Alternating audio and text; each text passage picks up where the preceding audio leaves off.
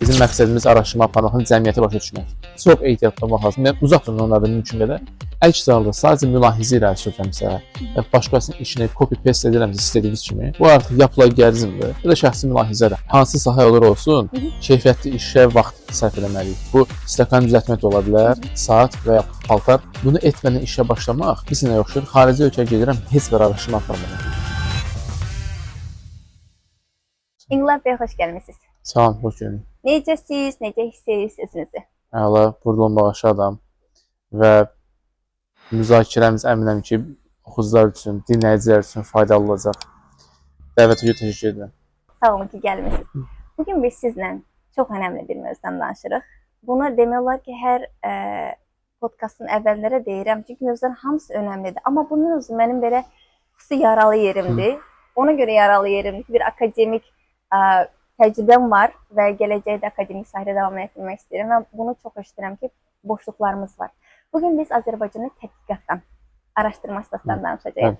İnqilab bəy, sizi tanımayanlar üçün zəhmət olmasa özünüzü təqdim edərsiniz. Mən Şahbazov İnqilab, sosioloq ixtisasım. Hazırda ADA Universitetində sosiologiya və tədqiqat mövzularını tədris edirəm. Bununla yanaşı Ədliyyə Nazirliyində bir neçə ayda işə başlamışam, yeni saymaq olar. Kriminoloji tədqiqatdan aparılması ilə bağlı olaraq cəlb olunmuşam. Orada həm ədliyyə, həm hüquq mühafizə orqanlarının digər fəaliyyət istiqamətləri, məhkəmə bu barədə araşdırma aparırıq və davam edəcək. Mənim təhsilimə gəlsək, mən ali təhsili İngiltərədə almışam.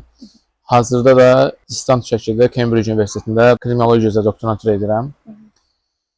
Ondan qabaq da master ilə Cambridge-i qurtarmışam. O qutarandan təqribi 2 il sonra fasilə ilə PhD-yə başlamışam. Distant olunca burada Azərbaycanda oluram. Belə. Bundan başqa da akademik fəaliyyətim çərçivəsində məqalələr nəşr etmişəm. Hazırda 11 məqaləm hələ ki nəşr olubdur. Bunlar ingilis deyil, hə? Yox, 500 deyil. Danışarıq. Niyə birazdan? Hələ çatmamışam. Bunlar ingilis dili jurnallarda Amerikanın, İngiltərənin, Hollandiyanın əsas jurnallarıdır. Əsas olaraq və onu da düşünürəm ki, sayını artıracam. Belə. Təşəkkür edirəm. Kifayət qədər mənə zəngin background verdiniz. Başlamaq üçün belə bir sual vermək istəyirəm. Ümumiyyətlə tədqiqat nədir? Tədqiqatçı kimdir? Biz humanitar sahədə tədqiqatdan danışırıqsa, ki, mən onu danışmaq istəyirəm, çünki özüm humanitar sahədə fəaliyyət göstərəm, sosioloqam. Bizim məqsədimiz araşdırma aparmaqın cəmiyyəti başa düşməkdir. İnsanlar niyə bu və yaxud digər formada davranır? Niyə filan insanlar, məsələn, sosial mediadan daha çox istifadə edir? Filan uşaqlar məktub daha yaxşı qiymət alır?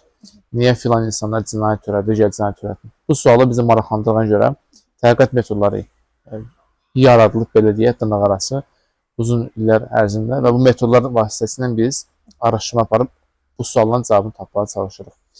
Bununla yanaşı son dövrlər tədqiqat həm də ona görə aktuallaşıb ki, həm sosial medianın inkişafı, həm medianın inkişafı sayəsində bizə yeni informasiya mənbələri yaranıb. Məsələn, bugün sosial media daxil olub biz müəyyən səhifələrə girərək müəyyən izləyicilərin rəyini öyrənə bilərik. Biz onlardan danışmadan, ünsiyyət qurmadan, insanların like və yaxud dislike'larını ölçə bilərik və s. Bunlar da bizim üçün bir daha göstərir ki, tədqiqatı öyrənmək vacibdir, əgər biz həm offline, həm online dünyanı başa düşmək istəyirsin. Mən burada daha çox kütləni təmsil edən suallar verəcəm sizə. Çox akademik spesifik verməyəcəm sualları. Növbəti sualım bundan ibarətdir ki, biz araşdırma nəyə deyirik? Məsələn, mən tez eşidə bilərəm ki, bəs bu araşdırmadır, bu araşdırma yazıdır. Amma görə bilir ki, sadəcə Google-a daxil olub, müəyyən səhifələrdən məlumat toplanıb, deyir ki, bəs bu araşdırmadır.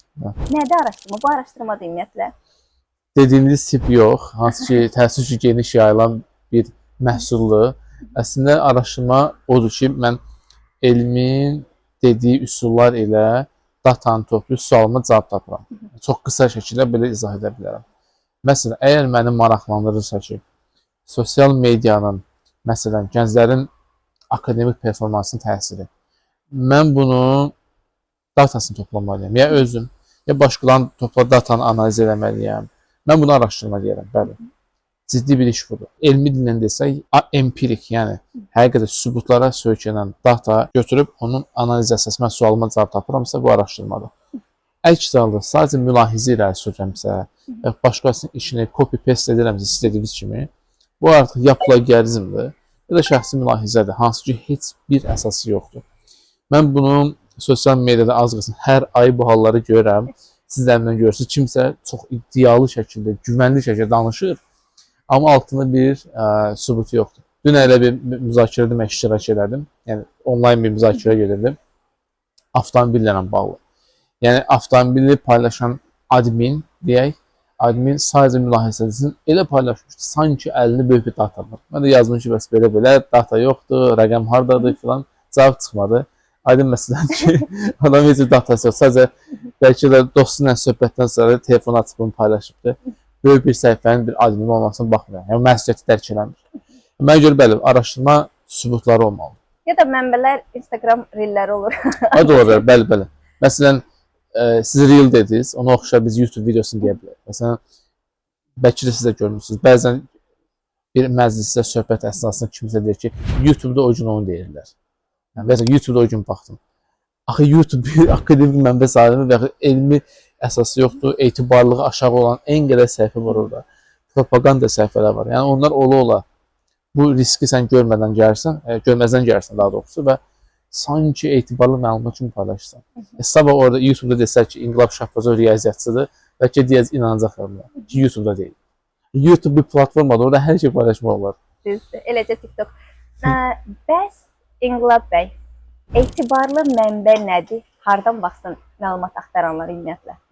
Birincisi, mən burada akademik jurnalları mükəmməl olmasa belə birinci dərəcəyə yazaram onu. Nəyə görə mükəmməldir? Çünki onun özündə də biz şərti deyirəm, tutaq ki, 10 məqalə varsa, onun birində bir xətalı məqamlar görə bilərik. Yəni mükəmməl deyil. İkinci, qoyaram bura özünü sübut edilmiş möhtəbər media agentlikləri, istər Azərbaycan, istər xarici ölkələr ola bilər. Yenə də ehtiyatla yanaşmaq lazımdır. Çünki media qurumları da biz bilirik ki, qərəzli ola bilərlər. Məsələyə bir tərəfdən baxa bilər, bir tərəfdən yox. Bir tərəf olmaq lazımdır.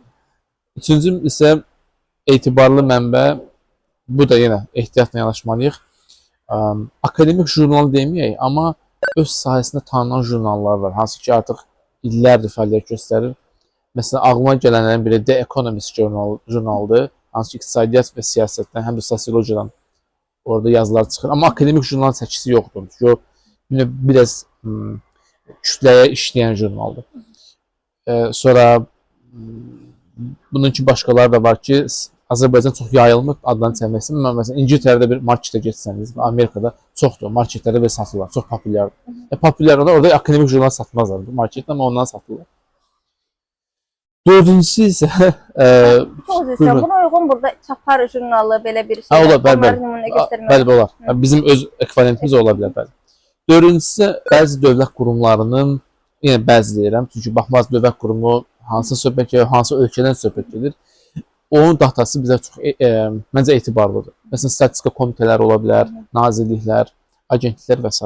Amma yenə də ehtiyatla yanaşmalıyıq, çünki onların öz marağı var axı, yəni belə deyək də, hər hansı bir ölkə ola bilər ki, orada hazırki hakimiyyət statistika komitəsinin məlumatını manipulyasiya edəsin və yaxud çap olmasını icazə verməsin və s.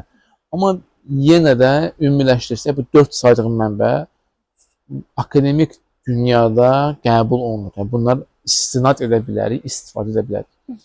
Sadəcə olaraq, bayaq dediyim məsələ qayıtım, o YouTube, Instagram, Reel, siz dediniz, Facebook. Onlar artıq mən bura üstündən xətt çəkərəm ki, çox ehtiyatlı olmaq lazım. Mən uzaq durun onlardan mümkün qədər. O sizin ciddi bir mənbəniz ola bilməz, yəni. Nadir hallarda bəlkə ola bilər. Hansı ki, məsələn, yeganə mənbə olur. Tutaq ki, bir video paylaşılıb, ancaq Facebookda var. Bəlkə ola bilər. Amma onu bir yoxlamaq lazımdır ki, həqiqətən bu video montajdır, yoxsa realdır, nə vaxt çəkilib, deyildiyi kimidir və s. 500 məqalə dedim və bu özdə biraz çox da realist görünməyən bir rəqəmdir. Nəyə görə hər dəfə yazılarınızda həddindən çox məqalə sayı olan kimlərinsə bu formada deməsi də biraz ironik yanaşır. Yəni bu qədər məqalə sayısı mümkün deyil də. Əvvəla hansı sahə olur olsun, keyfiyyətli işə vaxt sərf eləməliyik. Bu stəkan düzəltmək də ola bilər, saat və ya paltar. Eyni prinsip bizim elm sahəsinə aid. Çünki əgər məni məsələn maraqlandırır, gəlin bir nümunə deyək ki, hamının başı düşə biləcək. Instagramdan və TikTokdan istifadəni öyrənmək istəyirəm. Məsələn, gənclər niyə bundan istifadə edir? Hansı müddətə, hansı məqsədlə, hansı faydalarını görüblər və s.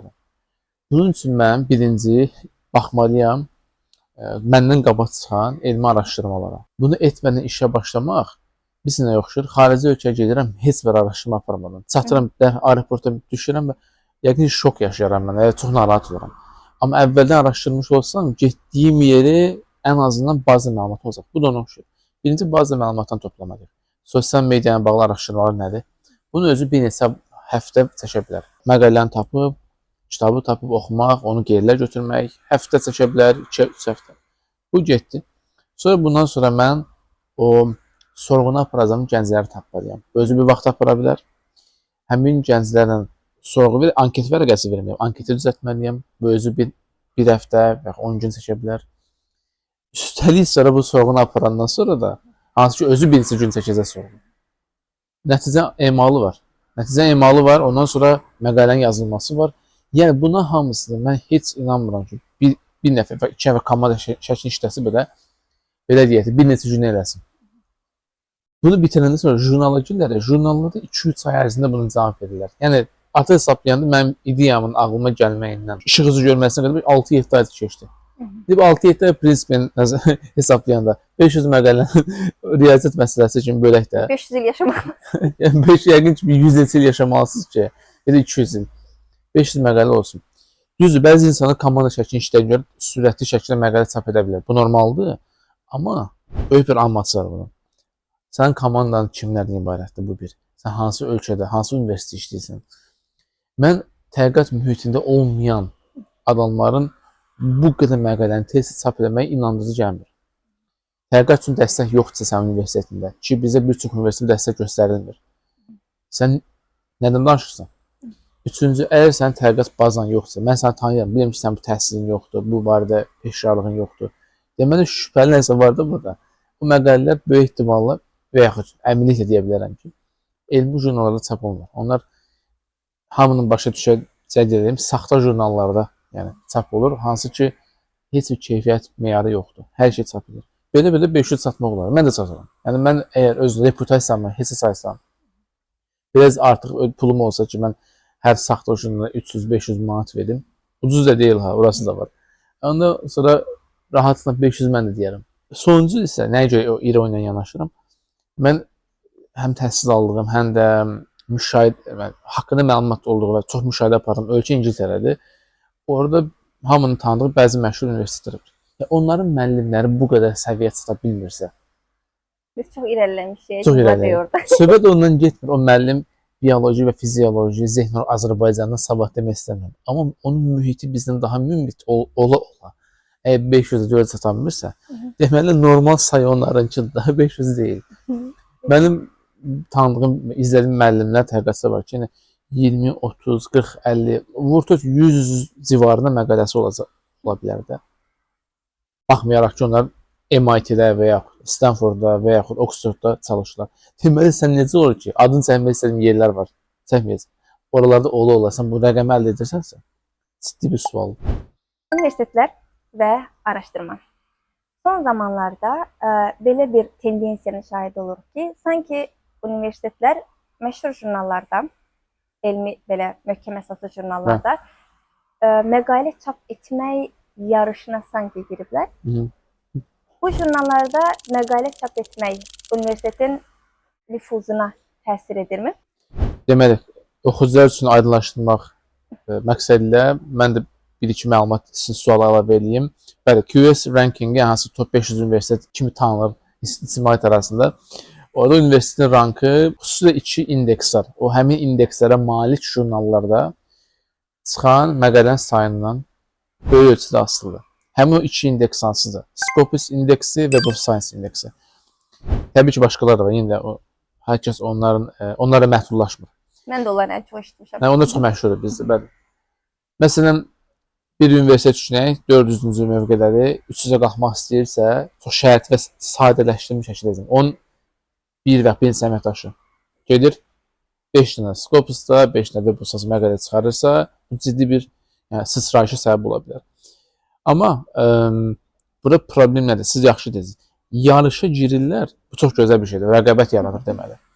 Amma mənim və bəzi yoldaşların müşahidələri göstərir ki, Scopus və Web of Science indeksi özü mükəmməl deyil. Yəni siz orada heç bir elmi üsluba söykənməyən, elmi indikatora cavab verməyəcək məqalələri belə o jurnallara görə bilərsiniz. Çünki bəzi Scopus və Web of Science indeksi jurnalı həddindən asandır qəbul olmaq.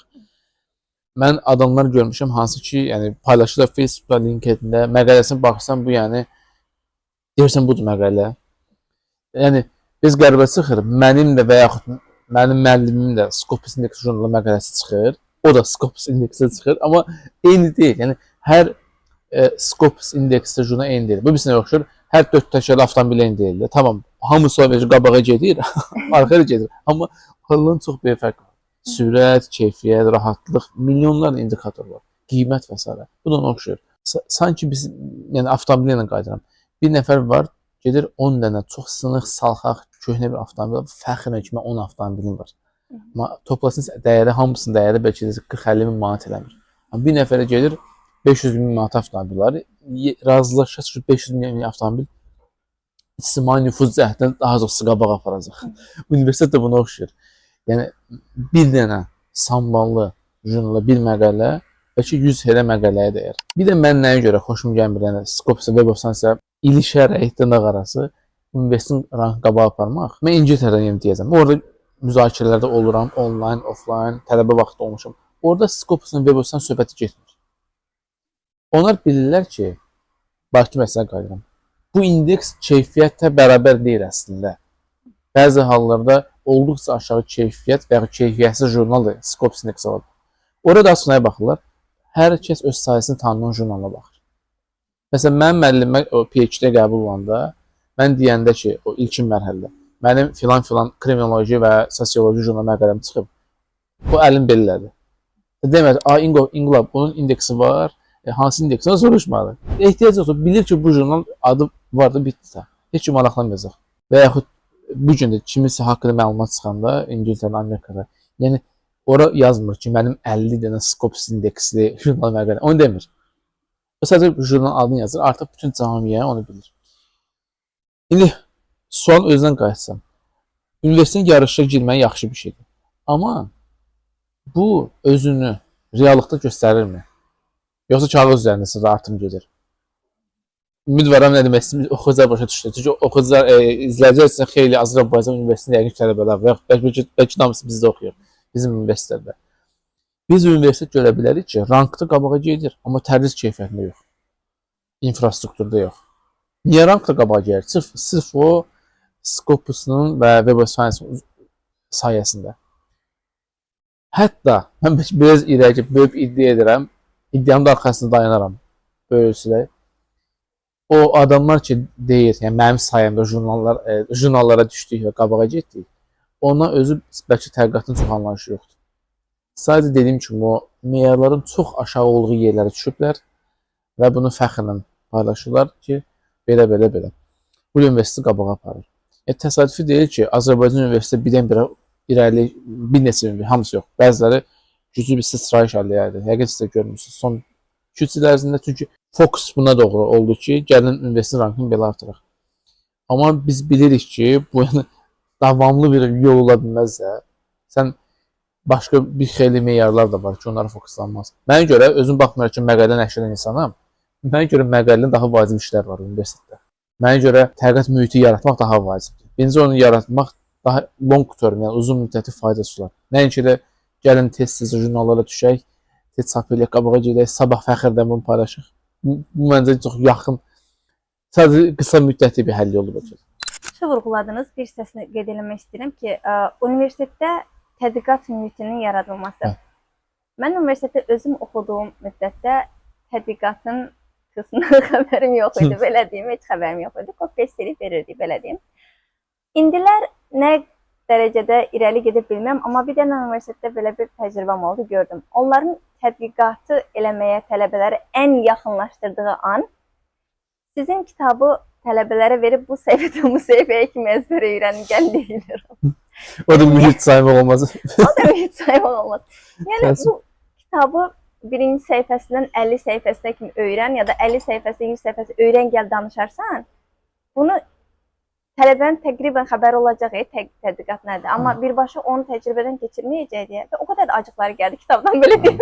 Çünki bu formada tədris olunurdu kitab ki, öyrən gəl. Sualım bundan ibarət olacaq ki, bu onsuz da bilirik yoxdur, yaxşı bir şəkildə yetişdirilmir. Kitabı haqqında spesifik sual vermək istəyirəm. O kitabdan düzgün qaydada necə istifadə olunmalıdır? Necə o kitab məsəl üçün kömək ola bilər? Bu arada İnqilab bəyin tədqiqat metodları kitabı var. Söhbət məhz kitabdan gedir. Mən də bu arada deməklə bir cümlə əlavə edim ki, mənim kitabım o satışda bitdiyinə görə ikinci nəşri, amma yenilənmiş. Yəni əvvəlkindən bir mən deyərəm bəlkə 60-70% artıq fərqli formada nəşr olacaq. Ona görə bizi izləsinlər, sizi və məni izləsinlər. Əgər kitablarda məlumat əldə etmək istəyirlərsə, kitab satışa çıxanda məlumat verəcək. Düşünürəm ki, bir aya. Bu arada çox gözəl kitabı idi. Mən çox bəyəndim və mənə çox faydalı oldu. Özüm şəxsən kitabxanamda da var.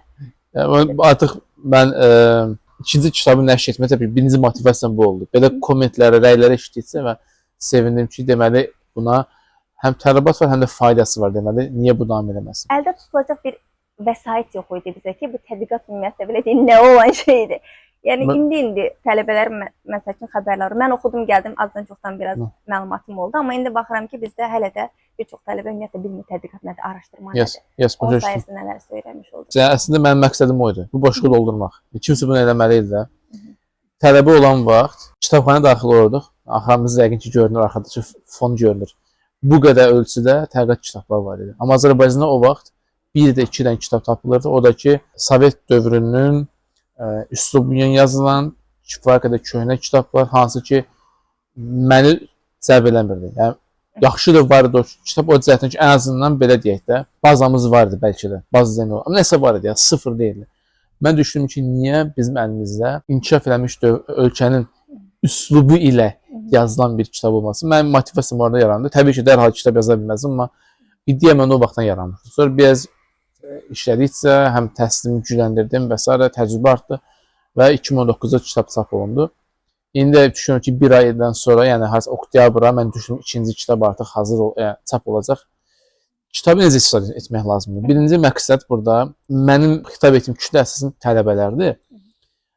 Amma tələbə deyilən söhbət ancaq bakalavr yox, master və PhD hamısı hamısı mənim üçün hədəf qrupudur. Və satışlardan da mən görürüm ki, və mənə yazan mesajlardan daha çox onlara yəni maraq göstərdi.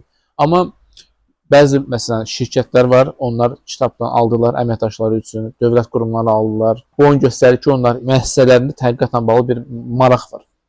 Mən bunu spesifik olaraq necə bildirdim? Azərbaycanda son illər ərzində həm universitetlər çapında, həm də dövlət və özəl sektor qurumları tədqiqata marağı görmək olur. Çox yaxşı bir şey. Amma acılıq var əslində. Acılıq var, bəli.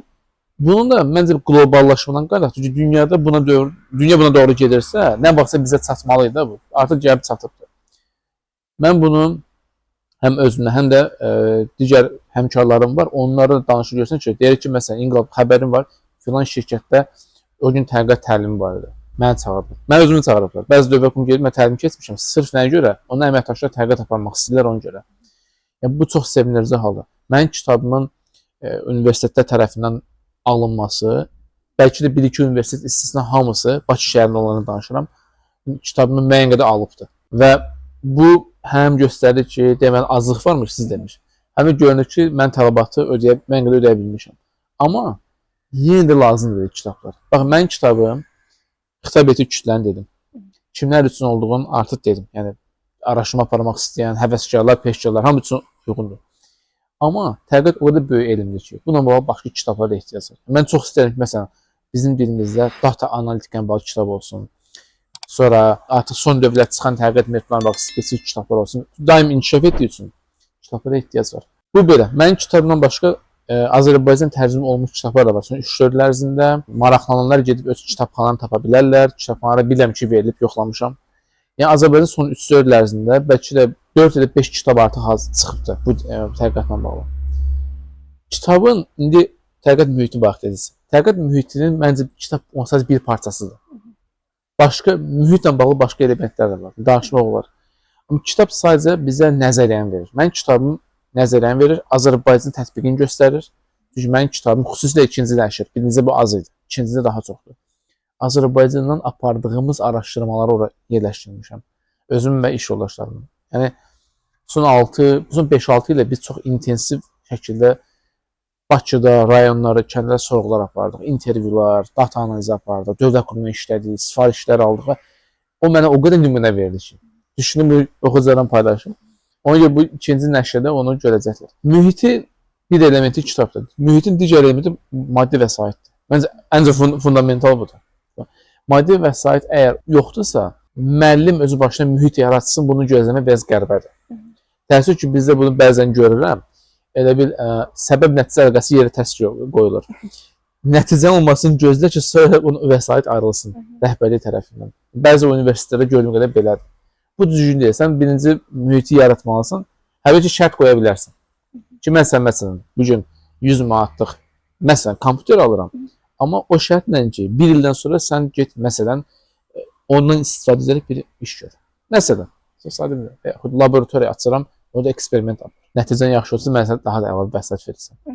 Amma bizdə təəssüf ki, mühitin yaranmaması səbəblərindən biri də budur ki, o tərs düşür bu. Burada iki qeyd deyəcəm dedikləriniz haqqında. Bu Azərbaycanla kitablar dediniz.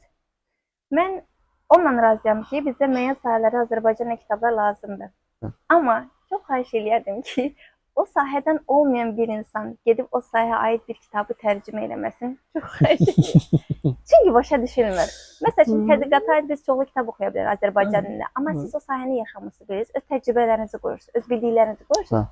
Onu öz dilinizlə şərh edib daha aydın bir formaya gətirirsiniz. Tərcümə çox kitab var məsəl üçün. Oxuyursan ki, ya bu yarıda saxlayırsan ki, bu mənə anlaşıqlı gəlmir.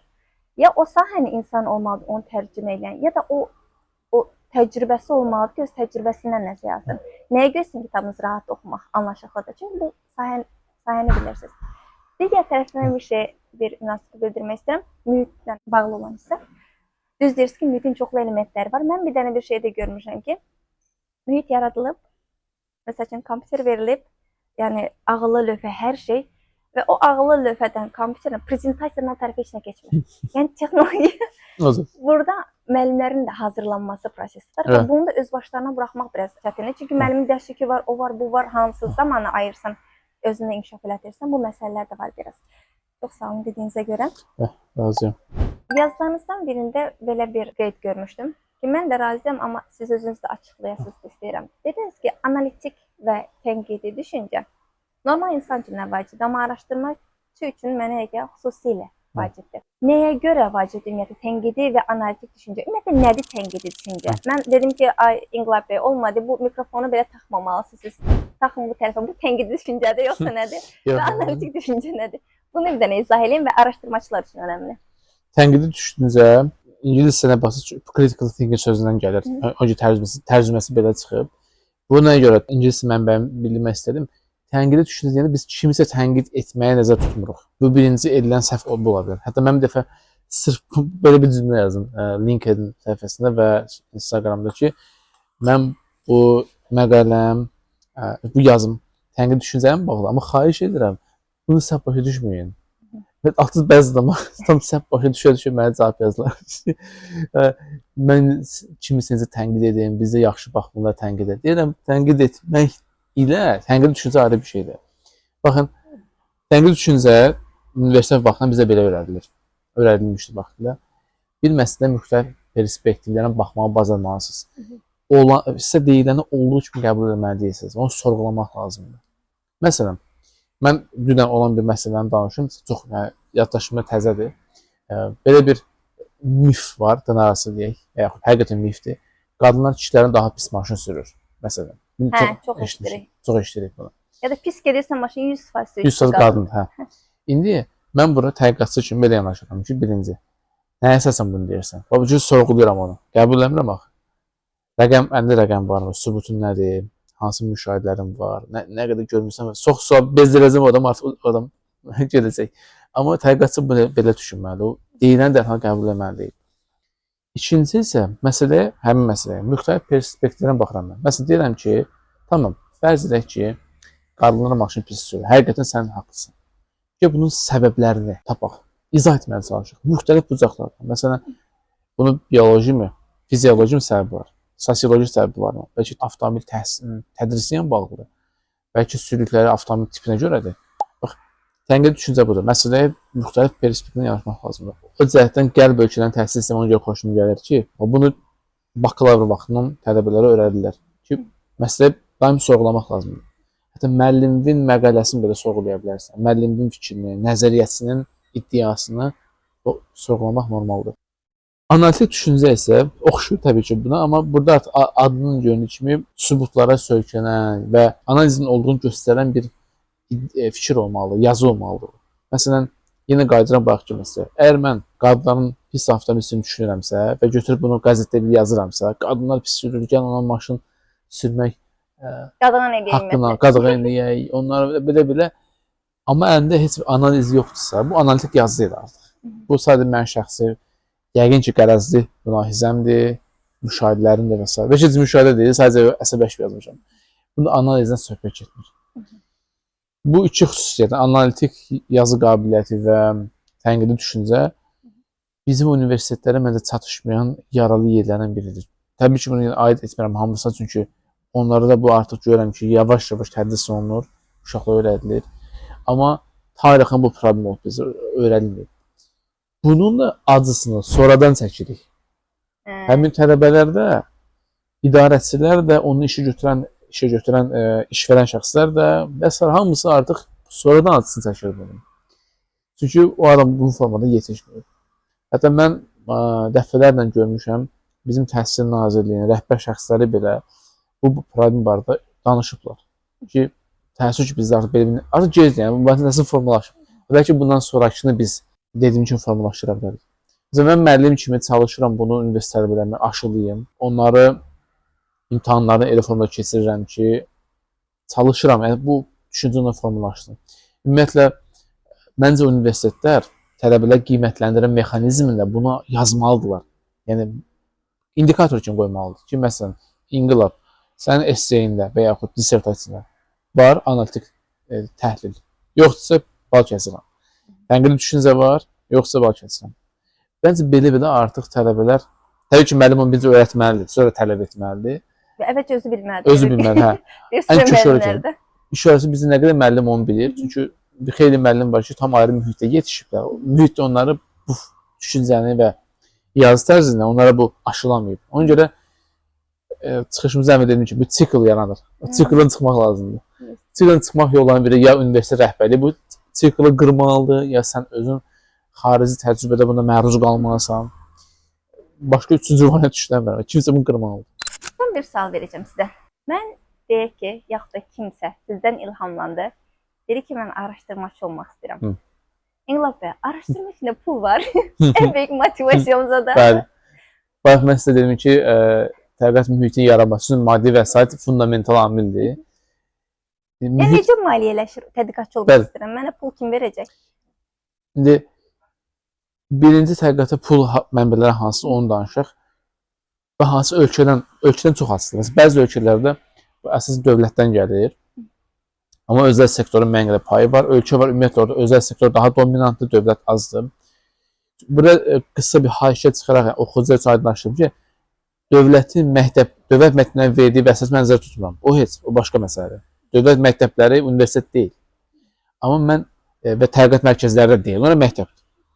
Amma məsələn, İngiltərə, Amerikaya baxsaq, elə Azərbaycan özünə müxtəlif dərəcədə təbii ki, dövlət tərəfindən tədqiqatçılara vəsait verilir. Bu necə verilir? Hansı miqdar? Bu çox fərqlidir. Məsələn, daha inkişaf etmiş ölkələrə baxsaq, Yaponiya, Koreya, İngiltərəyə məsələn, dövlət sizə necə bir dəstək verə bilər? Universitet maliyyələşməsində dövlətin böyük bir vəsait rolu var. Amma tək dövlət deyil. Nəzərə alın ki, universitet başqa mənbələr də var. İngiltərədə, Koreyada. Amma dövlətin böyük bir vəsait dəstəyi ola bilər. O da gətirib artıq əmək haqqının yuxarı qalxması səbəb olur, stimullaşdırır səni və s. Sonra həmin universitet tədqiqat mühitinin yaradılmasında dövlət rol oynaya bilər. Birbaşa və yaxud dolayısı formada. Üçüncü, tədqiqatçı özü özəl sektordan sifariş götürməklə və yaxud özəl sektorda işə girməklə yaxşı vəsait qazana bilər. Təsadüfi deyil ki, İngiltərədə, Amerikada dövlət, baxın, özəl sektor ilə universitet arası çox sıx əlaqə var. Mən dəfələrlə müəllimlər görmüşəm ki, istər humanitar, istər dəqiq elmlərdən.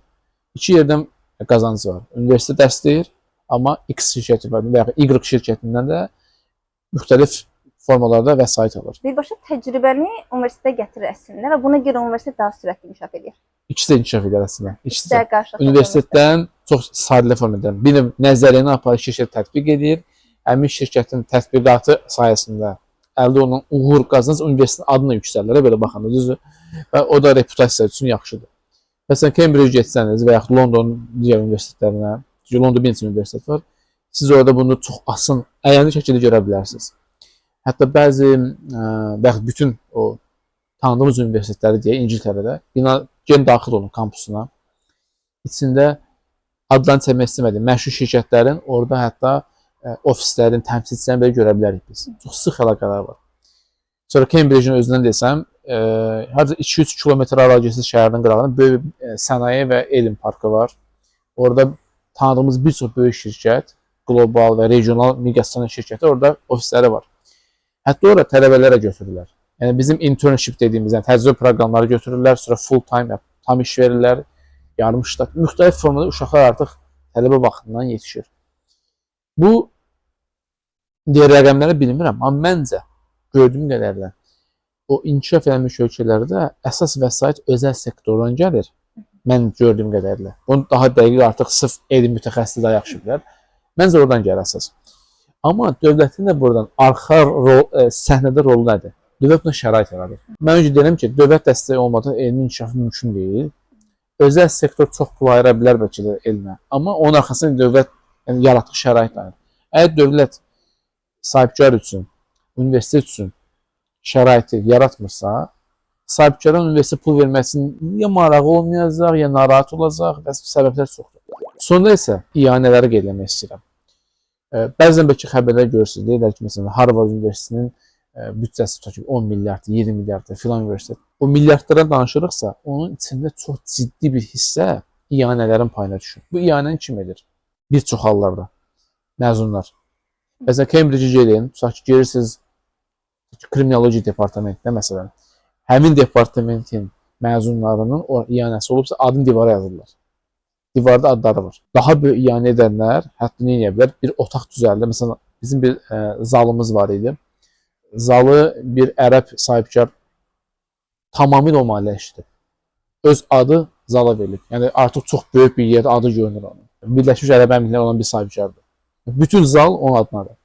Bir də var, bütün bina da öz adı var, eləmək olar.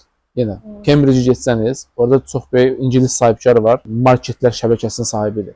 Bütün bildiyim qədər biologiyadır, yanıla bilərəm. Biologiya binası hamısını o maliyyələşdirib. Aparatlarına tuş bütün bina gəlir. Binanın adı onun adınadır. Yəni, bununla da həmin universitet, yəni bir növ maddi cəhətdən baxsaq, heç yaxşı çıxmır. Mən deməliyim, qabağa düşür. Belə baxanda, əslində. Amma digər tərəfdən çox bu ciddi bir siqnal verir ki, yəni mən dövlətin bir şəraiti var ki, sahibkar universitetdə 10 milyonlarla fond sterlin vəsait yatırırsa, deməli şərait yaradılıb dövlət tərəfindən. Bu yaxınlarda, biz keçmiş, bəlkə 10-15 il qabağın hadisəsidir. Məsələn, Oxford Universitetində bir bina tikilməli idi. Politologiya departamentinin binası. Çünki köhnə bina çox köhnə idi. Orada yəqin görmüşsünüz, binalar çox köhnə olur. İçi qəşəng olur, amma çox köhnə. Amma çox müasir bir bina tikildi. Binanın Ukraynalı milyarder maliyyələşdirənə görə maliyyəsi məncə 70-80% ondan gəldi. 20%-ni Oxford Universiteti özü vermişdi. Onun adını verilir binaya. Bugün dünyada o bina elə tanınır. Blavatnik School of Government ya da Politics adlanmalıdır. Yəni Blavatnik həmin sahibkarın soyadıdır. Belə nümunə çoxdur İngiltərədə, Amerikada var.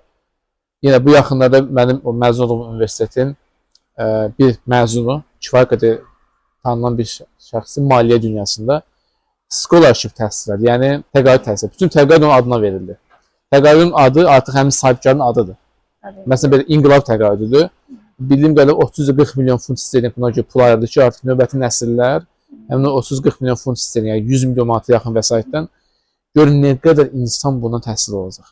Bu çox 100 milyon manatdan siz bəlkə də 40-50 illik bir nəslin müayinələrini siz maliyyələşdirə bilərsiniz. Sözümü ümumiləşdirsəm, maliyyə buralardan gəlir. Tədqiqatçı bundan pul qazanırmı? Qazanır təbii ki. Amma yanlış düşüncə bu ola bilər ki, Azərbaycanın yanlış düşüncə danışır. Buradan baxanda hər şey çox gözəl görünür. Həqiqətsə əmək haqqısı 100 minlərlə manatdır və yaxud milyonlarla, hamı da elə deyil. Mən İngiltərədə bu dəfələrlə görmüşəm, elə bu yaxınları yenə. Müəllimlər çox şikayətlər edirlər, xüsusilə gənc nəsil. Yaşlı nəsil çox yaxşı vaxt qazanıbdır, pensiya fondu yaxşı yığımı var. Amma sizin mənim yaşlı olan insanlar üçün artıq çətin dövrdür orada. Çünki universitetin verdiyi əmək haqqı kifayət eləmir. Və çox artıq bahalaşmanın müqabilində kifayət eləmir. Ona görə mənim müəllimim deyir ki, mən öz övladımı bura cəlb edə bilərəm. Bizim gənclər artıq çətin universitet saxlamaq. Özəl sektora qaçırlar, dövlətə qaçır, xaricə gedirlər, məsələn, daha maaşın çoxluğu ölkələrə. Söhbət İngiltərədən gedir, Amerikadan gedir. Yəni bu bizim hamımızın etalon olaraq baxdığı ölkədir. Xəyal. Amma buradan elə görürsən. Oraya gedəndə görürsünüz ki, məsələn, bizim üçün müəllimim əmək haqqısına baxsa Cambridge-də, bu yaxınlarda paylaşım eləmişdim mən. Adətən bizim vəsaiti çevirisi 6-7 min manatdan başlar. Amma 6-7 min manat Cambridge kimi şəhərdə o qədər də yuxarı pul deyil. Çünki ən baha şəhərlərdən biridir. Və yaxud London olsun, Oxfordda, və yaxud New Yorkda, Chicagoda. Yəni onda biz bilirik ki, oraya gedən insan, mənlə razılaşır, 6-7 min manat yuxarı bir rəqəm deyil oraya üçün. Buradan yuxarı görsən və insan düşünür ki, orada hər kəs mükəmməl şəkildə yaşayır. Yenə ümumiləşdirsək, təbii ki, bir çox üçün daha yaxşıdır orada vəziyyət, amma mükəmməl də deyil. Aydın. İnqilab bəy, təşəkkür edirəm. Sağ olun. Çox sağ olun. Suallarımızı cavablandırdığınıza görə, gəldiyinizə görə bir çox məsələ mənim üçün də aydın oldu. Ümid edirəm ki, izləyicilərimiz üçün də bu informasiya mənbəyi olacaq bu çəkiliş deyim. Çox sağ olun. Sağ olun.